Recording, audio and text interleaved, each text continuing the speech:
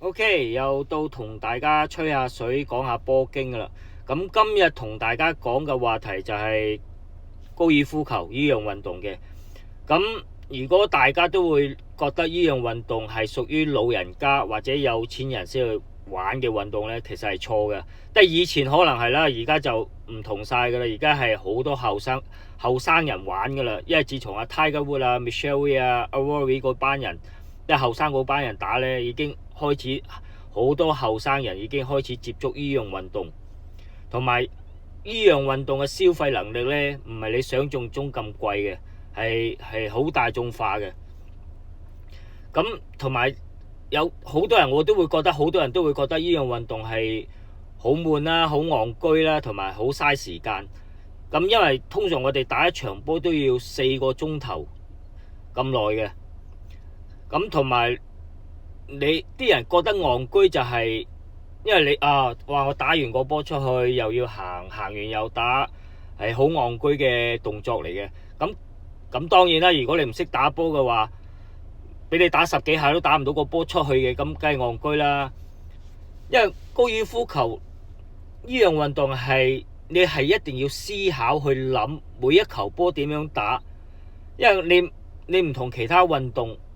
好似足球一個波，羽毛球一支棒，乒乓球、桌球都係一支棍。但係你高爾夫球唔同，你高爾夫球係10幾支棍，每一支棍嘅用途都唔同。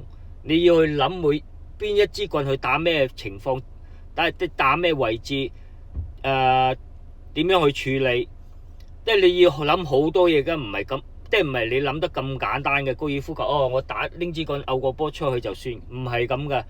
你要思考同埋好多嘢結去諗去思考先去打嗰球波嘅，所以係考你耐性同埋考你個思考嘅。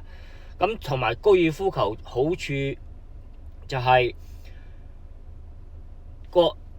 個場啦，都係個高爾夫球場係好靚啦，每個球場都唔同啦，有18個洞，每個洞嘅佈局都唔同，每個洞嘅環境都唔同。綠油油嘅草地靚，有好多樹，又有水，又有雀仔聲唱歌俾你聽添嚇。咁你其他運動就一定唔會有噶啦，係咪先？你好似其他運動你係好局促嘅一個場，係咪先？係咁多，但係你高爾夫球唔係喎，有先咁一個咁大嘅球場，俾你一個人去 enjoy 同埋俾咁低嘅消費，有咁嘅享受，係咪先？你邊有運動可以做到呢樣嘢？係咪？